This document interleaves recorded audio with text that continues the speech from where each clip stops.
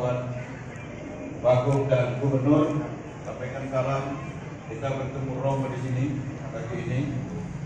Mudah-mudahan beliau tetap komit dengan apa yang sudah baik dan lebih baik lagi pada masa yang akan datang. Mana tahu mau calon lagi. Kami akan menilai. Kalau memang cocok, kita dukung lagi. Nah, kalau nggak cocok, kita cari yang lain. Dan pernah orang nawari saya bilang saya nggak mau. Dan saya sudah jumpa dengan gubernur dan wakil gubernur. Kalau kalian tetap berkomitmen dan memberi prestasi yang baik untuk warga Sumut, khususnya umat ini, saya Raden Sapi akan setia mendukung kalian berdua. Tapi kalau kalian berpisah, itu saya istiqoroh dulu. Kalau dua-duanya maju masing-masing, saya istiqoroh dulu. Apakah tetap ke gubernur atau ke wakil gubernur, tergantung petunjuk Allah Subhanahu. Mengatakan nggak cocok, karena pasti nanti yang berkuasa bukan dia, karena dia nggak paham apa orang yang di sekitarnya.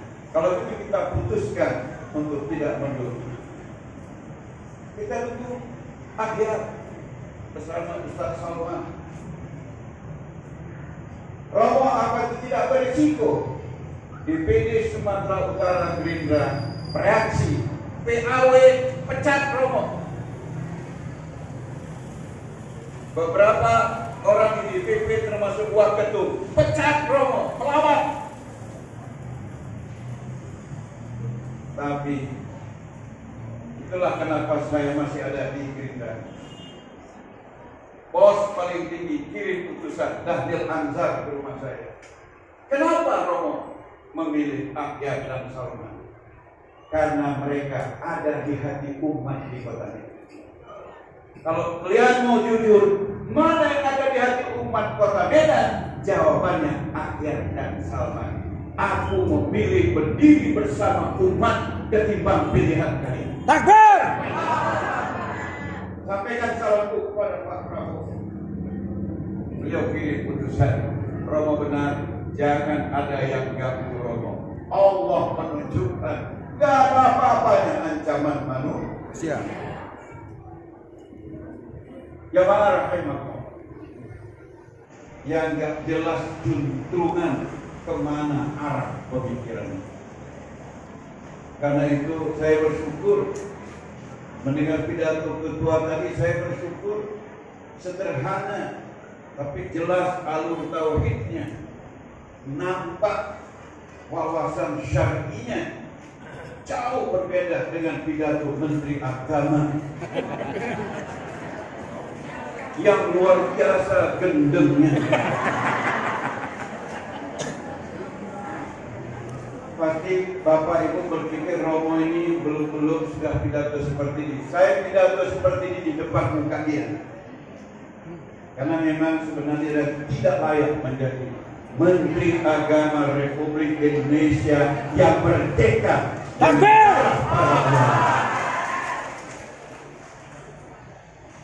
Jamaah rahimahullah, ini artinya makanan, minuman, obat-obatan, kosmetik, pakaian, sepatu, sendal, tas harus halal.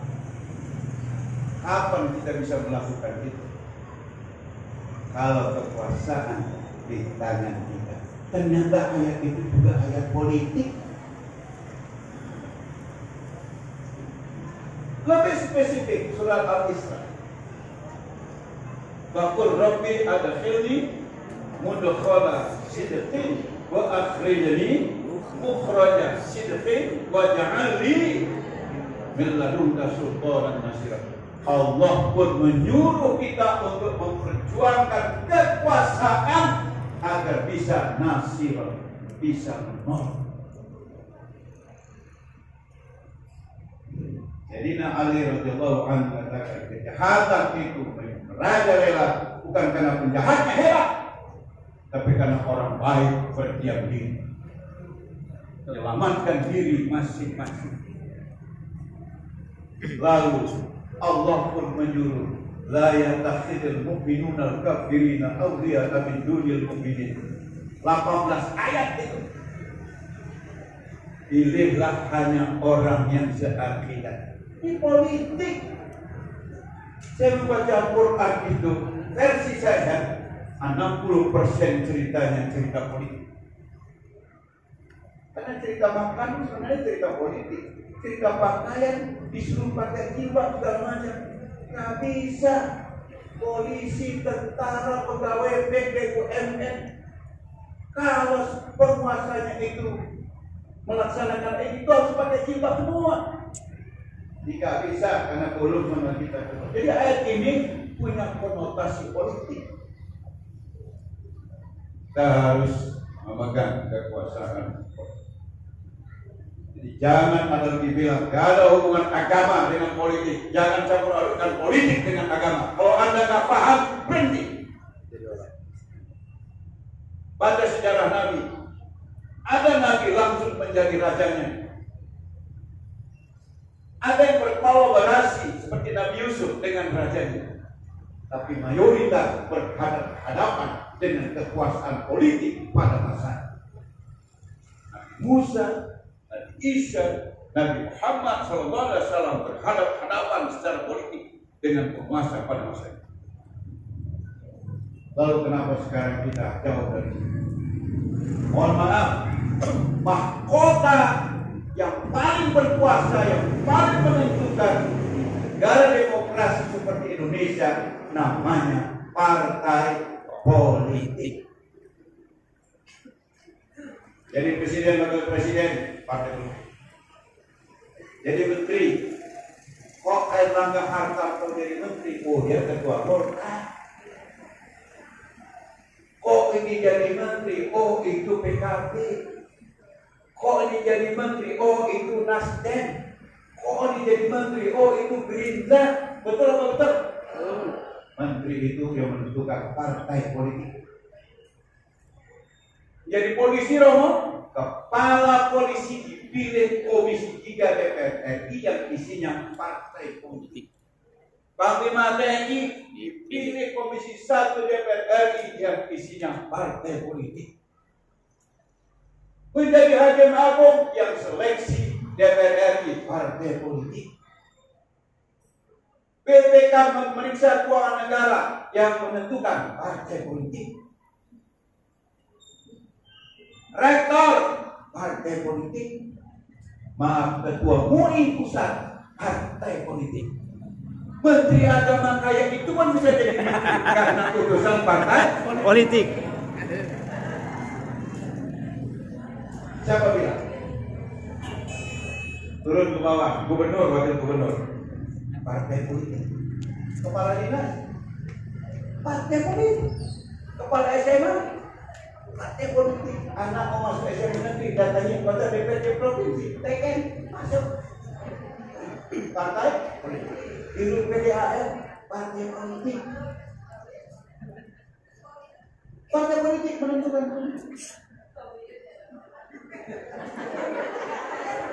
Belakangan bisa juga ketua BRI.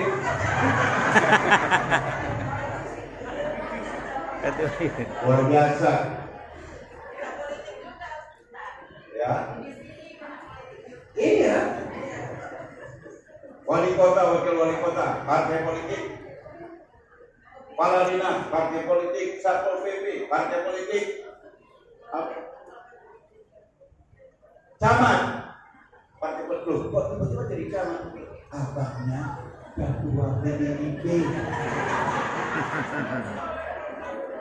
Ya kan saya buka aja, biar kita jelas menengok bagaimana hebatnya, bukan benarnya ya.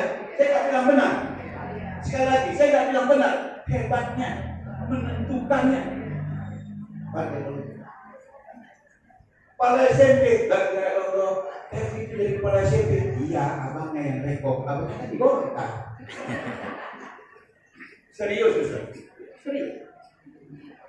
Dari camat, dari lurah, semua partai politik.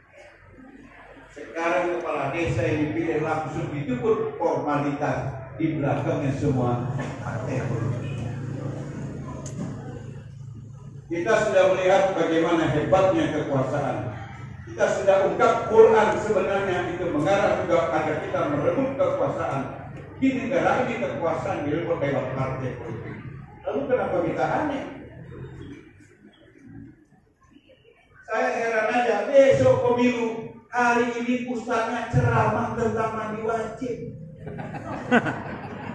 Apa salah ceramah mandi wajib? Betul, tapi nggak cocok. Besok pemilu, kasih tahu jemaahmu siapa yang dipilih. Kalian banyak majelis di Medan ini, takbir ke sana, kampanye di sini, demo di sana. Ketua DPR-nya siapa? Cina. Sumatera Utara, ini, pawai ngomong segala macam. Ketua DPRD provinsinya siapa? Apa kita nggak malu sama Allah? Malu. Saya nggak bilang partai. Saya bilang kelompok akidah. Silakan yang lain.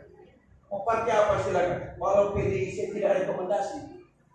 Karena pidato ketua umumnya mengatakan akhirat itu hanya khayalan masa depan dan tidak terbukti karena belum ada orang yang pulang dari akhirat. Nah,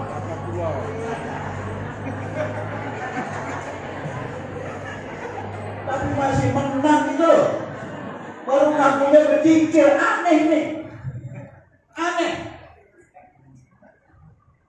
Betul-betul aneh.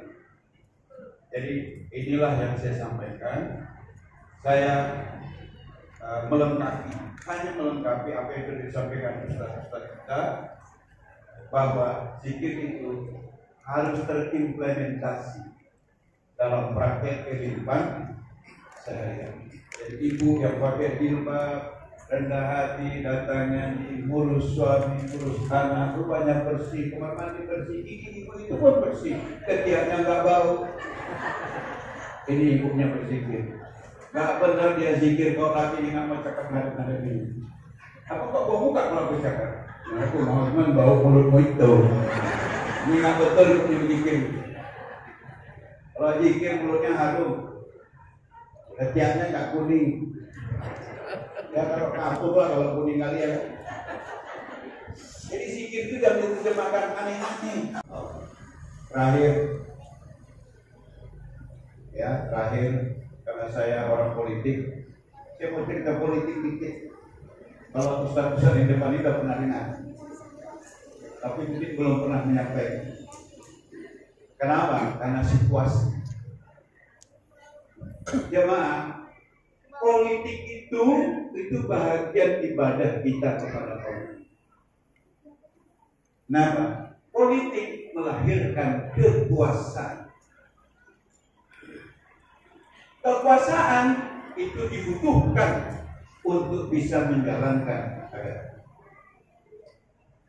Uighur itu Islam semua, taat semua, banyak hafal Quran, diokupasi sama Cina, menjadi provinsi Xinjiang.